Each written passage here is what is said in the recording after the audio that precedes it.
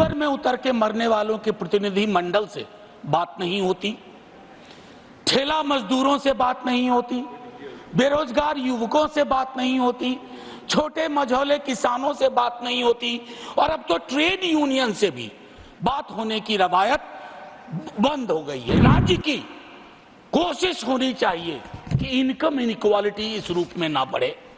मैं नहीं बताना चाहता कि 90% संसाधन किसके कब्जे में है। ये मत समझिएगा कि मैं धन संचय का विरोधी हूं या अमीरी का विरोधी हूं, लेकिन अश्लील अमीरी और जिसका भोंडा प्रदर्शन हमने हाल के दिनों में देखा है। जब तक आप जातिगत जनगणना नहीं करवाएंगे, आपकी टारगेट स्पेसिफिक नहीं होगी, आपका बजट मीनिंगलेस होगा, आपकी नीतियां लोगों तक नहीं पहुंचेंगी। हमने लाखों के बोल सहे सितमगर तेरे लिए, तो मैं सितमगर से आग्रह करूंगा कि इन मुद्दों के मद्देनजर बजट को रीलुक दीजिए, बजट को आम आदमी का बजट बनाइए। मैं बजट पर आने से पूर्व प्री बजट कंसल्टेशन पर 30 सेकंड बोलूंगा। प्री बजट कंसल्टेशन होता है माननीय उपसभापति महोदय, मैंने उद्योगपतियों के साथ मीटिंग देखी, कॉरपोरेट हाउसेस के साथ मीटिंग देखी, और मैं आज की ही बात नहीं कर रहा हूं। कई वर्षों से प्री बजट कंसल्टेशन में सीवर में उतर के मरने वालों के प्रतिनिधि मंडल से बात नहीं होती, ठेला मजदूरों से बात नहीं होती, बेरोजगार युवकों से बात नहीं होती, छोटे मझौले किसानों से बात नहीं होती, और अब तो ट्रेड यूनियन से भी बात होने की रवायत बंद हो गई है। क्योंकि हाल के दिन में जॉर्ज साहब पर एक किताब पढ़ रहा था, राहुल राम गुंडम जी की, उसमें पता चला कि आज जिन चीजों के लिए लोग नाराज हो जाते हैं सदन में, जॉर्ज साहब तो उन चीजों के बगैर सदन में अपनी बात ही नहीं रखते थे, चाहे बिजनेस हाउसेस का नाम लेना हो या इंडस्ट्रियल पॉलिसी की बात हो। मैं ये क्यों कह रहा हूं कि ये मैडम का 7वां बजट है, उनको बहुत बधाइयां मिली। सर 7 साल पुराना तो नहीं हूं, 6ठी बार मैं माननीय वित्त मंत्री जी के समक्ष आर्टिकल 39 क्लॉज सी, और मैं चाहता हूं सब लोग पढ़ें कि हमारा बजट हमारे प्रियम्बल में है, डिग्निटी, जस्टिस, इक्वालिटी, हमारा बजट उसको कितना रिफ्लेक्ट करता है।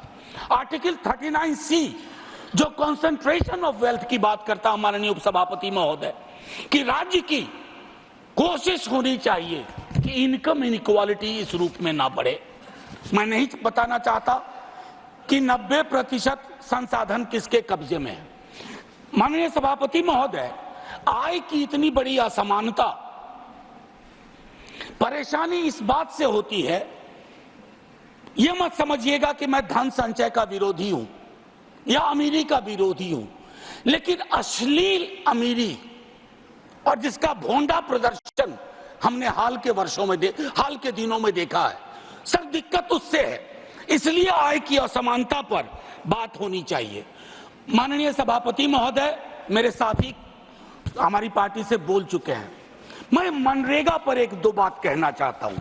अपने स्थापना से लेकर के आज तक पहली बार मनरेगा का उस रूप में जिक्र नहीं हुआ जैसा होता रहा है। 86,000 करोड़ दिए गए। सर अभी मेरे पास पूरे आंकड़े हैं। 86,000 करोड़ जो कि इंतरिम बजट के बराबर हैं। आपका एक्चुअल एक्सपेंडिचर 1,05,000 करोड़ था, 20,000 का गैप है, और ये मैं इसके आधार पर कह रहा हूं, मैं आंकड़े गर नहीं रहा हूं। मैं दूसरी बात कहना चाहता हूं, इससे क्या होगा? मजदूरी के भुगतान में देरी होगी, सप्रेशन ऑफ डिमांड होगा, और क्वालिटी एसेट्स का निर्माण नहीं होगा। माननीय उपसभापति महोदय, भारत की शिक्षा, स्वास्थ्य और बाल विकास की योजनाओं में 50 लाख से ज्यादा स्कीम वर्कर्स हैं, जिसमें 90% से ज्यादा महिलाएं हैं। 5 वर्षों में उनके मानदेय बढ़ोतरी की कोई कोशिश नहीं हुई है। महोदय, कोरोना का पूरा भार किसकी लाश है, कौन बीमार है, इन्होंने उठाया।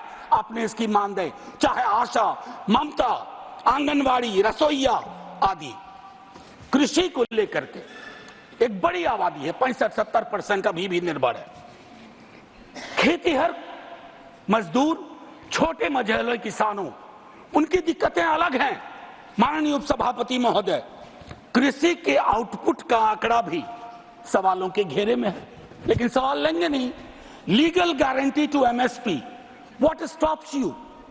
प्लीज, मैं चाहता हूं इन चीजों पर खुल के बात हो। सर, 24 के मैंडेट की एक खास बात है, मैं पहले कह चुका हूं, दोनों पक्षों के लिए एक संदेश, हमारे लिए संदेश है what you have done is not enough, और उनके लिए संदेश है एक्नॉलेज करो दिक्कत कहां है। एक्नॉलेजमेंट है इस बजट में सर, मैं इनकार नहीं करता हूं, एक्नॉलेजमेंट है। प्राथमिकताओं की बात होती है। कहा गया 4 जातियां हैं सिर्फ, कृषक, युवा, महिला, अन्नदाता, 4। सर, ये सोशियोलॉजिकल एंथ्रोपोलॉजिकल इंस्ट्रूमेंट का बेजा इस्तेमाल है। इस देश में जाति हकीकत है सर, 100 दफा बोल चुका हूं, और मैं कह रहा हूं कि जब तक आप जातिगत जनगणना नहीं करवाएंगे, आपकी टारगेट स्पेसिफिक नहीं होगी, आपका बजट मीनिंगलेस होगा, आपकी नीतियां लोगों तक नहीं पहुंचेंगी। सर पे हाथ रखने से, आंख पर हाथ रख लेने से हकीकत नहीं बदलती है सर। और I must tell you, idea which has a right, you can not kill that idea. Caste census is that idea. Sir, बेरोजगारी को लेकर के तकरीबन 27-28 करोड़ का बैकलॉग है सर, और बेरोजगारी की कहानी अद्भुत है। एक बड़ी आबादी है जो डिस्गाइज्ड अनएम्प्लॉयमेंट में है, कुछ अंडर एम्प्लॉयमेंट में है, अंडर एम्प्लॉयमेंट, कुछ उस बस 1-1.5 मिनट और लूंगा, कुछ उस सीमा को पार कर चुके हैं। आप 80 लाख की बात इस बजट में करते हैं, आपको प्रतिवर्ष 5-6 करोड़ रोजगार और नौकरी की व्यवस्था करनी होगी, तभी जाकर के ये जो डेमोक्रेटिक डिविडेंड है जो आप लोग कहते हैं, उसको आप एड्रेस कर पाएंगे। एमएसएमई सेक्टर सर, खास करके उसमें जो माइक्रो और स्मॉल है, आपने उसकी रीढ़ तोड़ दी है, चाहे डिमोनेटाइजेशन हो, जीएसटी हो, और रीढ़ तोड़ने के बाद सर सर्जरी चाहिए, बैंडेड नहीं लगाना पड़ता है, आप बैंडेड लगा रहे हैं। अप्रेंटिसशिप, इंटर्नशिप, एक ही बात कहूंगा सर, खत्म ही कर रहा हूं, 5,000 रुपया आप दे रहे हैं। एक तो कहते हैं विल नज द कॉर्पोरेट हाउस, मैंने नज का हिंदी अनुवाद देखा, कोहनी से धक्का मारना होता है। अब आप कॉर्पोरेट हाउस को कोहनी से धक्का मार के कह रहे हो कि रख लो 5,000, 30 दिन से सर, बस 1 मिनट और 30 दिन से डिवाइड करिए, 166 रुपए 66 पैसे, ये तो न्यूनतम मजदूरी भी नहीं है। और आखिरी सर, जय हिंद बोलने से पहले बिहार को लेकर बड़ी बात हुई सर, हम तो मुफ्त में बदनाम हो रहे हैं।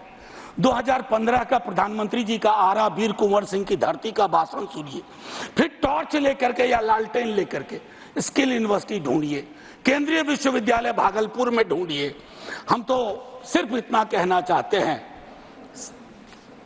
हमने लाखों के बोल सहे सितमगर तेरे लिए, तो मैं सितमगर से आग्रह करूंगा इन मुद्दों के मद्देनजर बजट को रीलुक दीजिए, बजट को आम आदमी का बजट बनाइए। जय हिंद सर, शुक्रिया बहुत बहुत।